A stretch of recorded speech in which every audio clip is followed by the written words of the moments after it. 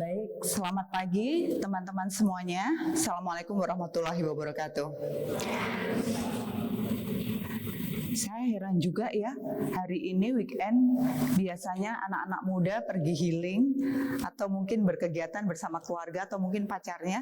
Tapi hari ini Anda datang ke sini untuk berdiskusi dan berdialog bersama kita. Rasanya kita harus memberikan aplaus untuk kita semua yang datang ke sini hari ini. Baik, hari ini saya akan berbicara mengenai kembali menjadi manusia. Tentu ada beberapa di kita yang berpikir, memang selama ini kita siapa? Apa kita tidak manusia? Cerita ini dimulai ketika saya pulang dari mengambil PhD di Australia. Ini adalah foto saya dan anak-anak serta suami saya ketika baru saja pulang di tahun 2016. Dan ini ketika kami diwawancarain The Sydney Herald Morning, ketika pertama kali menginisiasi sebuah gerakan bernama Gerakan Sekolah Menyenangkan. Waktu itu ketika pertama kali saya datang ke Australia, saya menemukan banyak cerita-cerita tentang sekolah di sana, tentang kegembiraan, tentang kebahagiaan, tentang kemanusiaan, tentang kasih sayang. Sayangnya, ketika 2014 saya coba kembali ke Indonesia, saya menemukan cerita yang berbeda tentang sekolah-sekolah di Indonesia. Hampir setiap hari saya mendengarkan cerita tentang kesedihan, kebosanan, kemarahan, dan juga persaingan di antara anak-anak dan remaja Indonesia. Saya mulai gelisah setelah itu. Kemana ilmu psikologi yang saya pelajari ketika saya melihat banyak anak-anak dan remaja Indonesia tidak punya gairah untuk pergi ke tempat yang biasanya anak-anak di Australia pergi seperti mereka pergi piknik. Lalu saya kembali lagi ke Australia mendapatkan beasiswa saya dan saya bilang sama supervisor saya ingin meriset tentang bagaimana sekolah di Indonesia yang mampu mempromosikan well-being anak-anak Indonesia. Semakin saya membuka literatur review dan belajar tentang bagaimana potret anak-anak kita, semakin saya sedih. Karena ternyata saya melihat banyak cerita kegelapan tentang anak-anak kita. Dari mulai krisis belajar. Saya pernah melakukan focus group discussion, diskusi dengan sekitar hampir 100 anak-anak SMA. Dan 80% mereka menyatakan bahwa mereka tidak punya gairah sama sekali untuk belajar. Kalaupun mereka ke sekolah, mungkin mereka rindu sama teman-temannya. Atau pengen nongkrong di kantin sama ibu kantin dan teman-temannya. Dan ini tentu saja berdampak pada hasil PISA kita, literasi, numerasi, dan sains yang selalu stagnan selama 10 terakhir. Kita 5 besar dari bawah. Selalu seperti itu. Belum lagi kita bicara mengenai krisis etika. Teman-teman lihat sendiri bagaimana setiap hari kita dipertontonkan dengan video-video kekerasan yang mereka sangat tidak masalah mengupload secara publik. Bagaimana anak SMK memukul adik kelasnya, bagaimana seorang guru menampar muridnya, bagaimana murid kemudian membakar sekolahnya. Belum lagi kita bicara tentang netizen Indonesia yang katanya Microsoft baru saja melaunching hasilnya merupakan netizen terburuk se-Asia Tenggara. Ada apa dengan bangsa kita? Krisis yang ketiga, yang ini sangat erat sekali dengan apa yang saya pelajari di psikologi adalah krisis kesehatan mental. Baru saja kemarin kita baca di media, Kompas melaunching bahwa Indonesia sekarang sedang darurat kesehatan mental. Problem yang biasa muncul adalah berbagai krisis yang dialami. Survei yang dilakukan oleh survei nasional untuk remaja mencatat bahwa dari 15,5 juta remaja Indonesia, 34,9%-nya pernah mengalami masalah kejiwaan. Kecemasan misalnya, ketakutan, ketidakberdayaan, tidak percaya diri. 5,5% diantaranya sudah mengalami gangguan jiwa, depresi, manik, bipolar, dan berbagai persoalan gangguan jiwa lain, dan hanya 2,6% yang mereka mencari pertolongan. Sisanya gunung es. Semua persoalan kesehatan mental yang muncul itu ternyata dimulai dengan adanya krisis identitas. Karena dari studi-studi yang saya pelajari, krisis identitas ini menjadi satu persoalan penting di era saat ini. Nanti akan saya bahas kenapa itu menjadi persoalan penting. Dan ada survei yang menarik sekali dari Health and Harris Poll yang mencatat bahwa usia 18 sampai 34 tahun, semakin tua dia semakin sulit untuk menemukan tujuan hidupnya. Saya juga pernah mewawancarai beberapa anak remaja yang baru saja lulus SMA dan dia ingin melanjutkan kuliah. Saya tanya, kamu pengen jurusan apa kuliahnya? Lalu mereka menjawab, kata ibu saya cocoknya di bukan kata ibumu, kamu sendiri pengen apa? Kalau kata guru BP saya, bukan guru BP-mu, kamu sendiri pengen apa? Teman-teman saya pengen kedokteran, kamu sendiri pengen apa? Saya belum memutuskan, Bu. Bahkan waktu saya bertanya, apa keunikanmu, apa kelebihanmu? Saya nggak punya kelebihan, kayaknya cuma kelebihan berat badan. Salah satu contoh mereka kebingungan tentang siapa diri mereka. Belum lagi sekarang ini kita juga dikejutkan dengan berbagai macam berita bunuh diri. Ada yang melompat dari gedung 11, ada yang tiba-tiba meninggal di kamarnya, dan itu disebabkan oleh persoalan-persoalan sederhana. Baru saja kemarin di launching sebuah media, 76 anak SMP di Magetan ditemukan melakukan barcode. Barcode adalah menyayat lengannya. Dan ketika saya melakukan wawancara juga dengan beberapa anak SMP yang melakukan itu, mereka mengatakan bahwa barcode itu dilakukan karena mereka ingin menenangkan diri. Ini tren, Bu. Trennya anak-anak sekarang kalau ingin menenangkan diri adalah barcode. Yang di sebelah kanan kita melihat, kemarin saya juga baru saja menanyakan anak-anak tentang apa yang membuat kamu bahagia dan apa yang membuat kamu tidak bahagia. Dan berbagai celotehan, tulisan membuat sebetulnya kita harus berpikir, bahagiakah anak-anak Indonesia, remaja-remaja Indonesia dengan berbagai tuntutan yang ada? Lalu waktu itu saya berpikir, ada apa sebetulnya dengan bangsa kita? Kenapa saya bisa melihat cerita-cerita kemanusiaan, kebanggaan, kegembiraan, kebahagiaan pada anak-anak di negara lain, sedangkan tidak di negara sendiri? Ada apa dengan kita? Saya melihat itu bukan salah mereka. Itu adalah salah sistem yang memotret atau melihat pendidikan kita hanya berorientasi pada materi dan konten.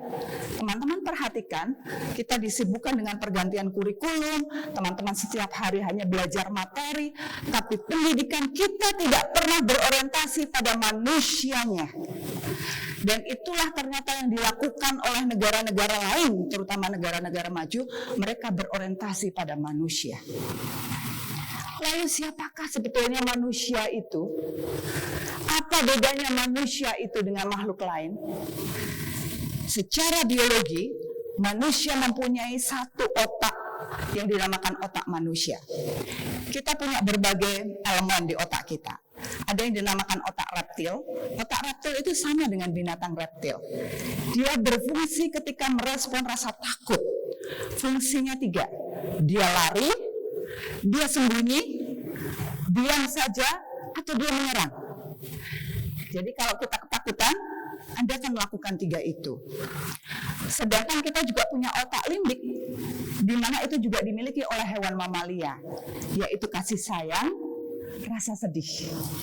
Tapi ada satu otak yang hanya dimiliki oleh manusia, letaknya di depan, namanya adalah prefrontal cortex. Apa yang bisa dilakukan manusia tapi tidak bisa dilakukan oleh binatang?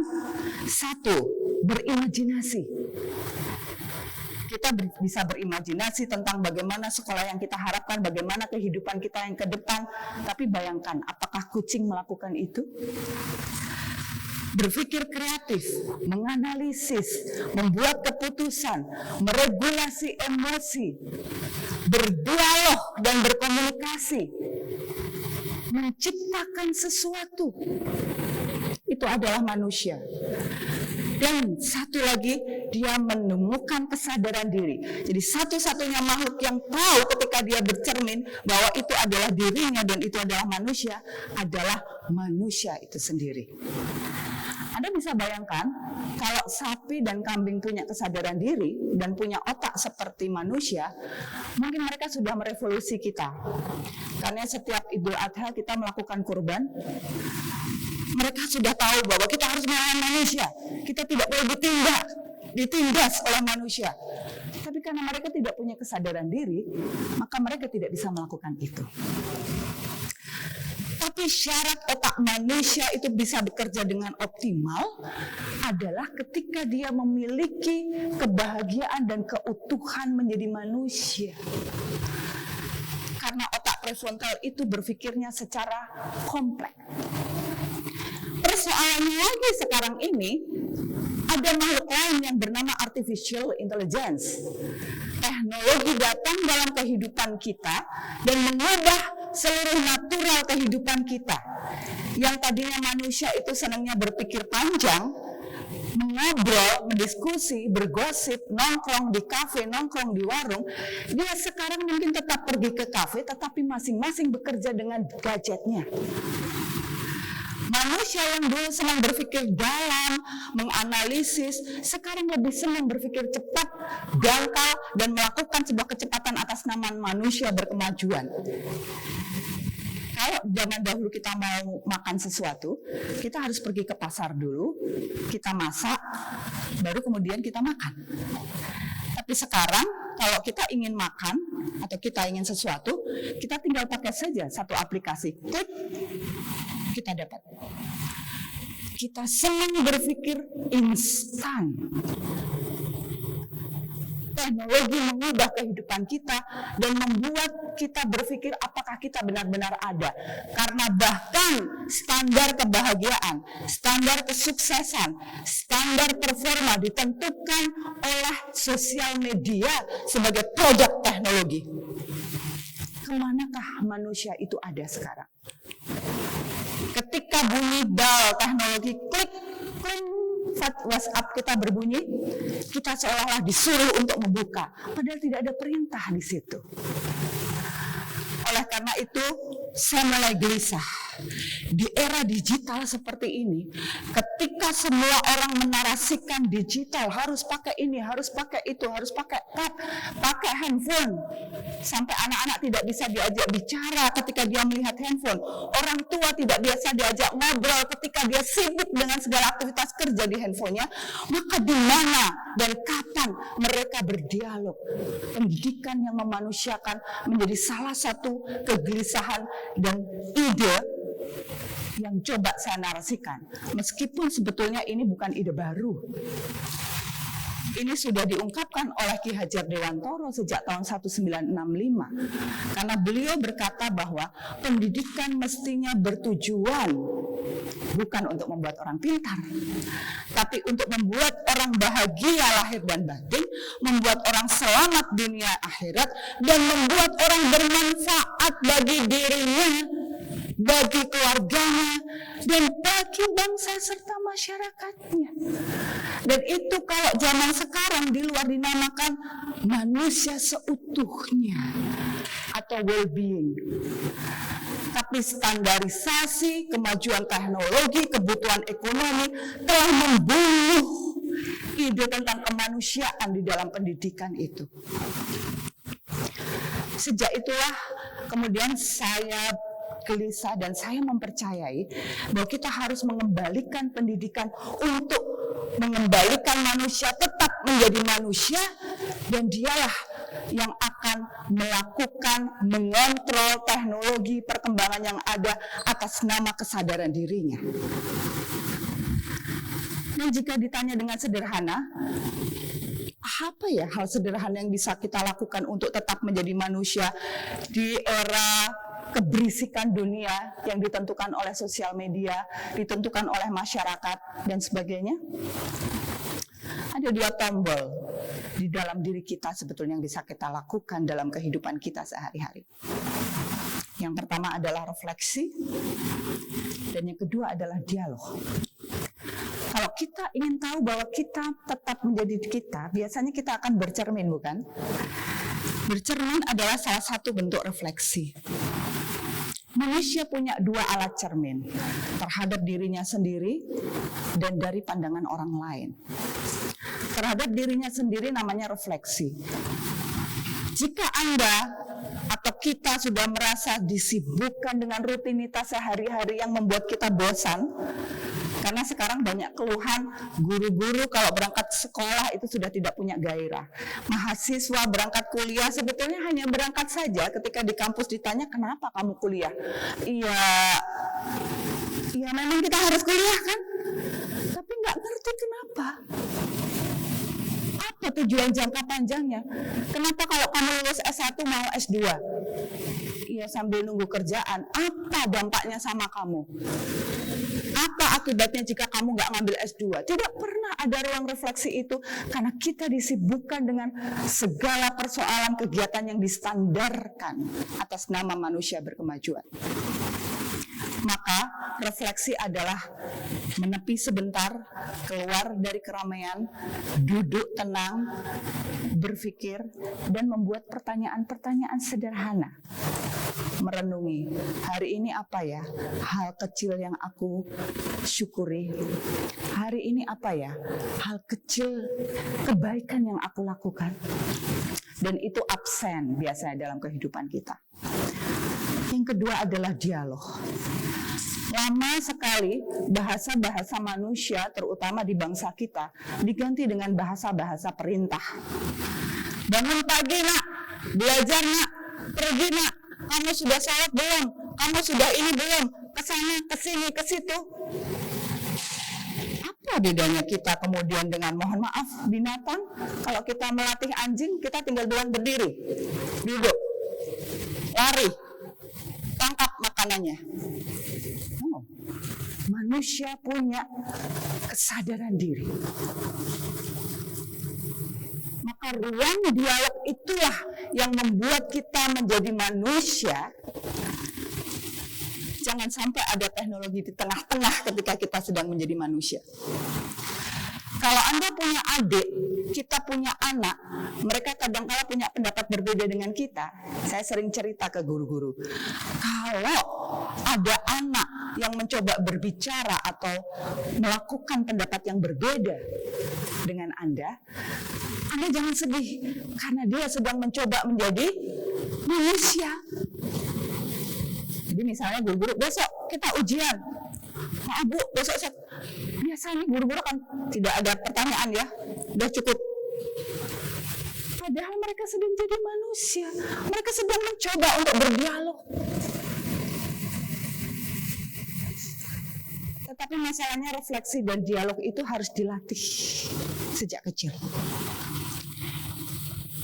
Peradaban adalah hasil kebudayaan. Kebudayaan itu adalah hasil dari pendidikan.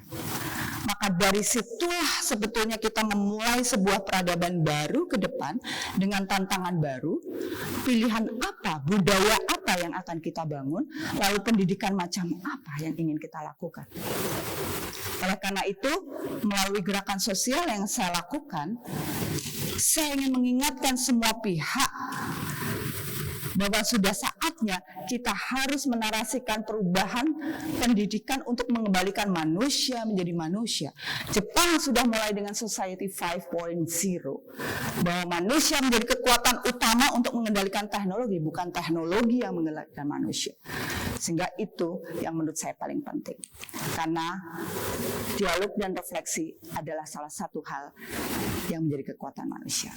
Sebelum saya tutup hari ini, saya ingin menunjukkan sebuah video di mana punya kesempatan kami untuk menanyakan ke anak-anak, mereka berefleksi dan berdialog dengan teman-temannya. Tanggal 10 Oktober kemarin diperingati sebagai Hari Kesehatan Mental Sedunia.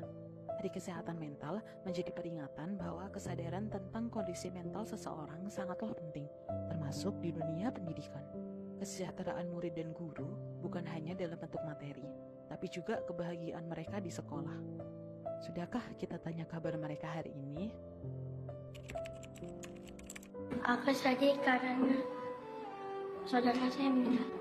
Saya sedih karena kadang kedua orang tua saya berantem. Saya sedih karena diajak oleh teman. Saya sedih jika teman-teman bertengkar. Saya sedih orang tua saya pisah. Saya sedih karena dikatain teman. Saya sedih karena belum bisa mendapatkan piagam. Saya sedih karena ditinggalkan orang tua.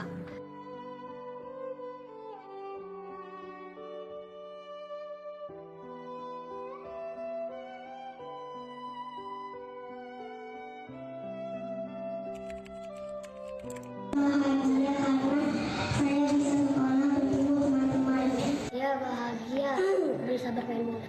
Saya bahagia di sekolah karena kelasnya rapi. Saya bahagia karena teman-teman saya baik.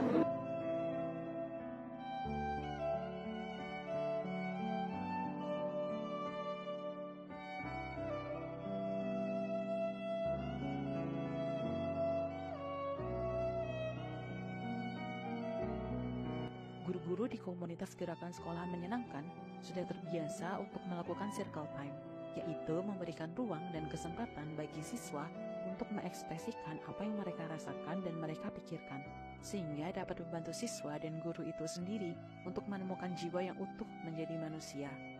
Karena bagi gerakan sekolah menyenangkan, tidak ada pendidikan jika tak ada manusia. Tidak akan ada manusia jika tak tumbuh jiwa. Dan jiwa akan mudah pergi jika tidak hadir cinta di dalamnya. Kalau tadi saya sempat mengatakan bahwa saya sempat menanyakan di mana perginya psikologi di dalam peradaban perubahan manusia di bangsa kita. Hari ini saya cukup bahagia karena saya tahu apa yang sudah saya lakukan untuk menjadikan sekolah-sekolah di Indonesia, anak-anak dan remaja Indonesia menemukan dirinya kembali menjadi manusia. Karena saya masih ingat apa yang dikatakan John Dewey. Jika kamu ingin melihat wajah sebuah bangsa, lihatlah anak-anak, remaja, dan mahasiswanya di kelas-kelas, di kampus-kampus. Kalau mereka penuh dengan kesedihan, kemarahan, kebosanan, kekerasan, itulah wajah bangsanya. Sebaliknya, kalau di situ penuh dengan kegembiraan, kebahagiaan, kemanusiaan, maka begitulah wajah bangsanya. Maka kalau kita ingin mengubah wajah bangsa, mulailah dari kelas-kelas kecil, dari kelas-kelas di kampus, dari kelas-kelas di sekolah. Dan jika kita meyakini itu, saya tidak akan menyimpan untuk diri saya sendiri, saya akan sebarkan keyakinan itu kepada yang lainnya. Terima kasih, saya Novi Chandra, selamat siang.